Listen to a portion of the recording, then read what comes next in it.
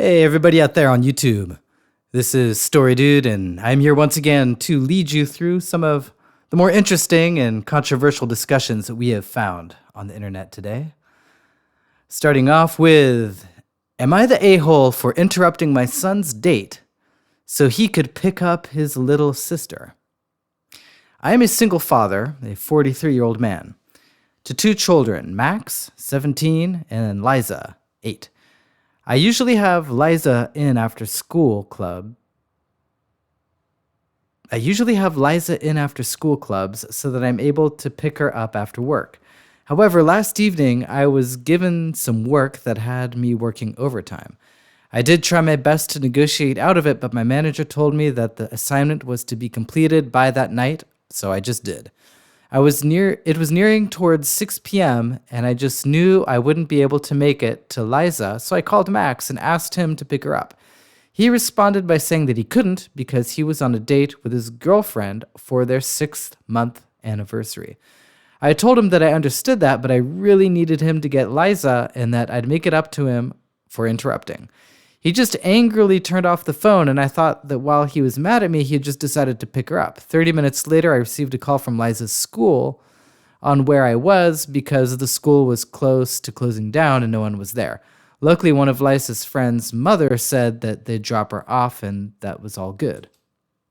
However, I don't really like it when Liza goes with that particular friend, not because of the friend, but because of the mother. She has this habit of asking maths questions in the car that she knows Liza is unable to answer, and then criticizes her over it. It's all just very mean. I called Max and asked him where he was and that he was in big trouble when he got home. He just told me that he was busy and to leave him the hell alone. He came home at around 9 p.m. I told him he was grounded and that he was not allowed to use the car for a good 3 weeks. At that, he got all mad and said that it wasn't his fault I was failing as a parent and unable to afford someone to collect Liza. Just want some insight on the situation. Was I being too harsh, and am I the a-hole for interrupting his date? Edit, this is the 3rd time I've asked Max to pick up his sister in the span of a year and a half. Some people are asking why I don't have a nanny. Money is tight. OP, I don't think you are the a-hole. I think that it's normal for an older sibling to be responsible for a younger sibling, especially if you are a single parent. People gotta band together in the family and help each other out. I'm wondering if your son's girlfriend would... I think your son's girlfriend would think that your son is an a-hole for not picking up the little sister. It's a sweet thing to do, and it makes sense. And I think your son is an a-hole and needs a good talking to. That is my opinion. Okay. I'll take the bullet here. Not the a-hole. You're not failing as a parent. You had to work overtime, not out drinking or effing off. Your son was in the wrong here for not helping, turning the phone off and calling you out for it. But you two need to talk this out and discuss expectations. If you expect him to be part of the contingency plan, there needs to be crystal clear on that. And what happens to car privies when he doesn't? I think that makes sense. I agree with this comment because the comment agrees with me, but also I think it goes a little bit further about the fact that, you did fail to set the expectations up for Max, and probably you could have done a better job of that. Dad was at work. He didn't deliberately ruin son's date. It was an exceptional work-related situation, and he needed son to step up as a family member to pick up his sis. It seems Dad does his best to let his son be free with enrolling his daughter in all sorts of activities to keep her busy until he finishes work. Son could have stepped up on this one. Not the a-hole dad, and good thing you grounded your son for his entitled behavior. It sounds like this son will not stay grounded for long. Right? I don't know how you can ground a 17-year-old. Don't they just, you can't use physical force to restrain them. They just do whatever they want. They're basically adults. But symbolically, I think it's good to tell him that he's grounded. Not the a-hole. Reddit loves the idea of never having an ounce of responsibility towards anyone but themselves, so they'll try to call you out, but you were 100% in the right. I don't know about that, about Reddit. It seems like everyone, in fact, on Reddit here is agreeing that the father is not the a-hole. Not the a-hole. What a surprise. Max is being a petulant teenager, and he is a teenager, so there's that. Family emergencies take precedence over all. and a one-time aberration does not make you a failing parent. You are the boss. Max still lives under your roof, and he's a minor. Your reasonable request in the face of an emergency requires his compliance.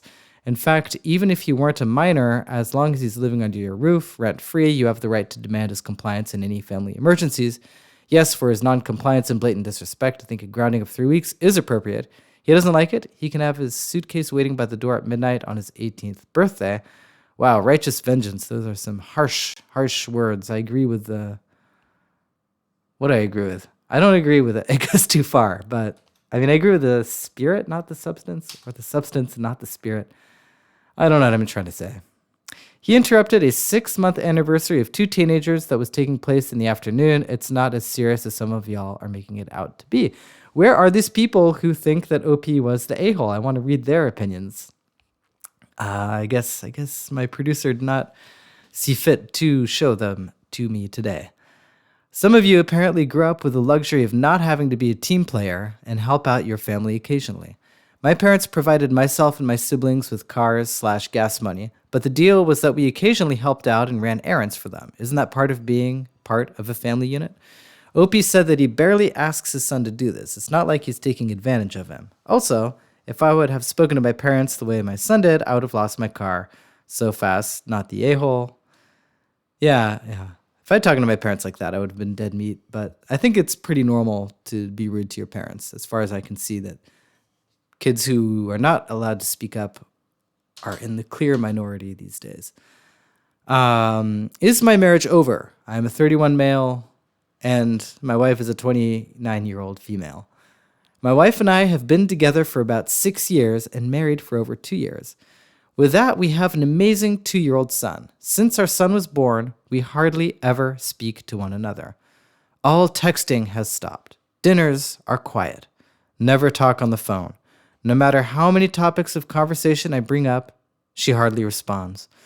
Only 1 or 2 word replies. We never do anything fun together, even when the grandparents have our son for the weekend. She doesn't want to do anything. Whenever I try to flirt, she tells me to grow up and we're not kids anymore. I hug her from behind around the house and she pushes me off. We've had sex about 5 times within these 2 years, and honestly, I basically had to beg for it. I expressed my frustrations to her a couple months ago. I asked why and if there's something I can do. Maybe it's something I did and I can address it. I really don't know. She walked away without saying a word. My breaking point was this past week. We went out to lunch, sat down, and she didn't say a single word. I winked at her and told her she looks good today. She called me disgusting and requested the food to change as a to-go order because she couldn't stand that I winked at her. I'm at a loss and don't know what to do. I've suggested marriage counseling, but she said absolutely not. I feel so bad for my son. I don't want him to grow up without both parents being present. We've worked our asses off to earn a beautiful forever home and don't lack for anything financially. I don't want to ruin anything outside of our marriage. Well, it definitely does sound like you have a problem. And the fact that your wife just flat out refuses to go to counseling, I don't know what the solution would be there. I have to be honest that I see echoes of my own relationship in what I'm reading, although not quite as, bad, but I'm wondering if maybe OP is exaggerating a little bit, because I think it is normal that when a young couple has a child, it does sap a lot of energy. And also I think that women can go through psychological and physiological issues after birth that might have been addressed with your wife. So that's another thing besides, a problem with your marriage. Something could be going on with your wife. I know that a lot of women can become depressed after giving birth, though it's been 2 years. Maybe something's going on, but all is not lost. There is a way to bring the passion back into the relationship. I know this from my own experience and the experience of my other friends who are kind of young parents or whatever. So, the fact that she's refusing counseling is pretty bad, but I think maybe you can frame it as her getting help for herself, because obviously something is going wrong. But in any case, looking forward to reading the comments here, and best of luck to you, OP, wherever you are, because there is a light at the end of the tunnel. I believe it. Something is very wrong with your wife. I wonder if she developed depression or postpartum depression after the birth of your son, and without treatment, it hasn't gone away. She doesn't want you to touch you and finds you disgusting for winking at her and telling her she looked good. She doesn't want sex. None of this is normal behavior. She needs to get therapy to find out what's wrong with her. You really can't go on in this marriage like this. You're basically roommates, and that's not good. You are going to have to make it clear that she gets help because she isn't acting like a loving and caring wife, or the marriage will be over. Sadly, that seems to be where you are right now. What's interesting is that maybe I missed it. And let me know in the comments if did the OP say how she's treating the son? Is she like loving and having fun with the boy? Because I think that's really an important factor to consider. If she's like totally shut off from the world, or if she's at least opened her heart to the child, I think that would be helpful to know. I don't want him to grow up without both parents being present. Divorce doesn't mean he loses a parent, and even if he didn't, he'd grow up a lot happier with one parent who loved him rather than in a home where one of his parents is actively disgusted by the other. It's important to do what's good for your son, but doing it at the detriment of yourself will hurt him in the long run. Yeah, definitely don't stay together in an unhappy relationship for the sake of a child. I think that is taken as, gospel these days. Just ask her, do you still love me? And if she doesn't answer or avoid the question, you know the answer. Ooh, it's harsh. First, rule out anything medical like undiagnosed PPD. She sounds apathetic towards life, which is a huge flag for depression.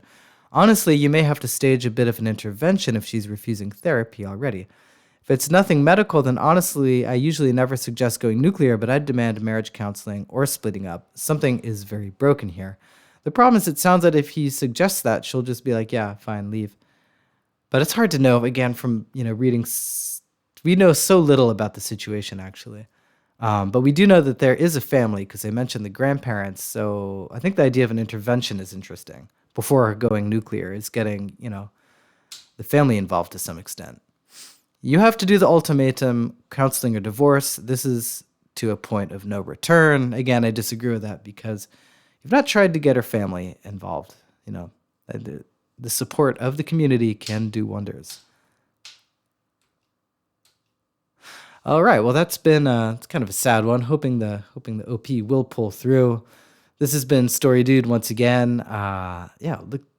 Looking forward to seeing you on the next episode and reading your comments, keeping the conversation going.